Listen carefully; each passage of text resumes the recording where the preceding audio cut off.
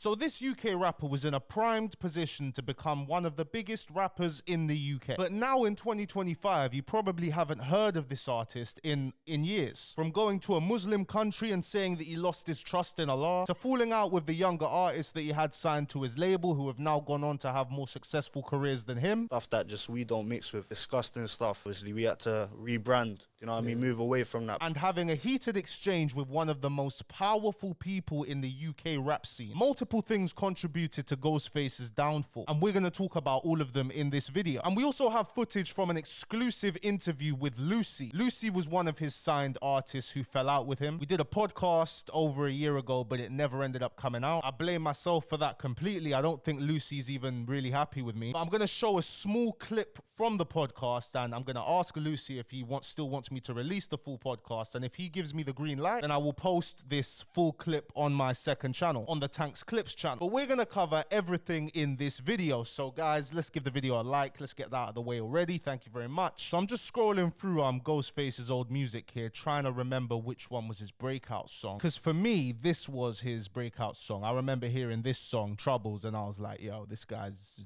cold. It was cold. It was cold. He was getting a lot of DBE comparisons. People were saying, oh, this guy needs to collab with DBE. Unfortunately, that will never happen because of street shit. There might have even been pain in my chest that pain in my chest. I see tugging in my dreams. Yeah. This one was going off as well, and this was released in 2020, June 5th, 2020. But around 2020, 2021, like, Ghostface could not miss. People were rocking with him, but there was one thing that the fans weren't messing with. And looking on Google Images, this one, it looks like maybe he got the tattoo removed. Nope, I think it's still there. I think it's this tattoo over here. People who speak Arabic were telling me that this tattoo means the devil or something, or Satan or something, you know, something very dark. And that was a red flag, not just for Muslims, but for, you know, Catholics as well, Christians, like for everybody, bro. Like, how can you get devil tattooed on your head? It makes you question, like, you know, do I really want to listen to someone's music like that? But the music was so cold that people were willing to look past this. Ghostface kept on dropping hits after hits after hits. He was not missing, as I said. And in June 2021, he released his biggest song to date. He released Fast Life, which I'm sure all of you guys have heard. Baby girl, we're going home. Yeah, this song was very, very good. Very, very good. I haven't listened to it in a while, but it's very, very good. And when this dropped, people thought, yo, that's it. Industry, the fans, the streets, everybody was thinking it's Ghostface's time to properly blow up now. And he had everything going for him to do that. But he then made a huge mistake. I think he let the buzz and the clout get to his head. The guy thought he was uncancelable. Need to remember, guys, we're in the UK. The UK is a small place. If people don't like what you're doing, that message is going to spread everywhere very quickly. In October in 2021, he was preparing for the release of his project 600 Season 2. Everybody was hyped up for it. Everybody was ready. Everybody thought this is going to be a huge release. But he ended up completely messing it up by going to Morocco, a Muslim country, and shooting a music video for his song Pray to the East, where he said something that got a lot of people mad. Dead homies to the streets, I lost my trust in Allah, so I don't pray to the East. That was it, man. Him saying that made loads of people lose respect for him. As an artist, stories and uncertainty and things that fans don't really know and can start conversations of, is it, maybe, ooh. Those are all things that maintain your buzz as a rapper. But because this country's so small, like, I can literally find out anything, especially now. That's why I have to think more when I'm making these videos about artists, you know, these cases on artists, you know, I don't know what to call them, but you know the type of videos I make. I only try to reveal what's out there, and if it's something that will start a conversation or get a conversation started, I might reveal it or hint at it or something. But if I want to know something, I can find out, and I think that's boring. But this was supposed to be the lead single for his album, and the plan was for the controversy around this to help promote the album, but it actually did the opposite. It made a lot of people who would have gone and listened to the album straight away not even want to listen to any of his music anymore. Now, I'm not sure with the time frames, but I think before this or around this time, this was when Ghostface fell out with his younger artist that he had under his label, the label being called 600 EML. If we go on to the Block 6 Spotify, I don't know what happened, but there was an album that they dropped. Has it been taken down? And I've been looking on Spotify, I can't find it anywhere, but they did drop a project, like a whole Block 6 project, with all of them on it. You know, it had Lucii, it had YA, had Ghostface, they even had a T Zandos feature. I'm not sure if that got taken down because they were disputing the royalties there. Block 6, Catford. Yeah, this is Lucii, and this song was ridiculous as well. This song was cold. But then there's YA as well. dropped my shit and left me feeling like it wasn't meant for me. For the numbers here, like the rappers that he had signed who have now left his label, they're doing fine on their own. And we've actually got exclusive footage from the podcast that I did with Lucii that is unreleased. This is the first time you guys are gonna see this, where he breaks down the Ghostface situation. Yo guys, so sorry to interrupt the video, but if you could give the video a like, it'd be very much appreciated. It costs nothing, takes no time, helps boost me up in the algorithm. My people, let's like the video, let's do it. Thank you. Musically, everything said in every song is just entertainment. So that we're just businessmen. We're fully legitimate entertainers. We're not. As far as Block 6 goes, I know Block 6 has a label, 600 EML. I don't know it as anything else. Any other things mentioned is strictly entertainment. All entertainers. All entertainment.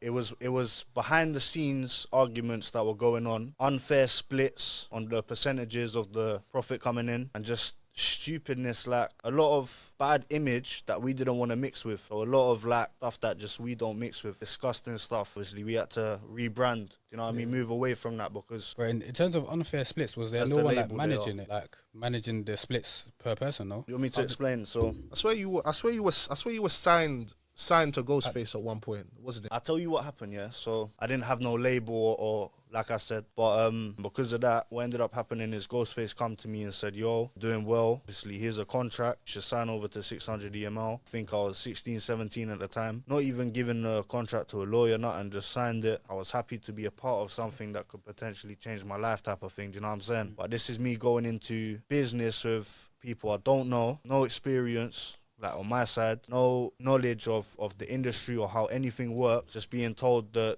10 bullet points of this is your percentage, this is what we're gonna do, la da da da. What ended up me going into it, what I ended up not like thinking and knowing was take 25%, they fund the videos, pay for the beats, they upload on the distros, and they pay for what ended up happening as soon as we started to take off. Ghostface then come double dipped into the profits and took 20% as a manager cut. Oh. But I was under the assumption that he was part of the label and he gets paid from the 25%. So in the end, he tried to take 45% of music. That's mad. So imagine we put out a song, already it's me, Tiz and YA, 33% each. And would it recoup quickly? Like Then was it there's after the recruitment? Yeah, but this is the thing. Then there's the recruitment. So he would take 45% before recruitment. No, after recruitment. But there wasn't any recruitment. So there wasn't was shooting the videos for free, then getting the upload for free, then the beats weren't getting cleared, which I knew nothing about. So there was no recruitment. So straight away he's taking 45%. So you got to think, bro, there's 33% each because there's 3 man on a song, and then he's taking 45% of all of our 33%. You know what I'm trying to say? Yeah, guys, this episode is juicy. I can't lie to you, it's juicy, fam. I'm gonna message Lucii right now, actually, and say, bro, do you want me to release that? Yo, bro, it's been a long time. Man was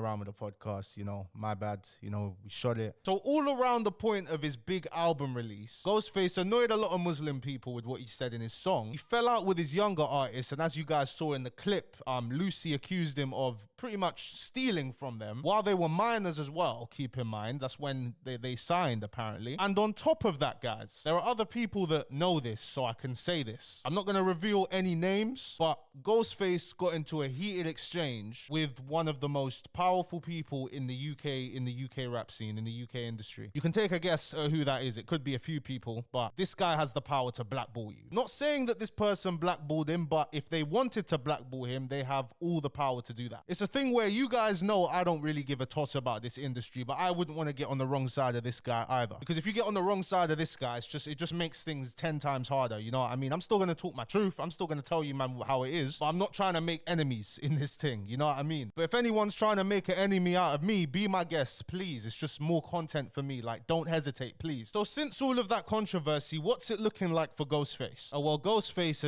he's dropped a lot. He's dropped quite a lot of projects since. This song, Super Freak, I can tell you guys, is a major flop with only 1 million streams in 3 years. Because I'll reveal to you guys that this song had a budget of like 50 grand, something like that. This song was supposed to be like the hit, you know, the hit that's gonna be on the radio everywhere. And apparently this video costed 25 bags.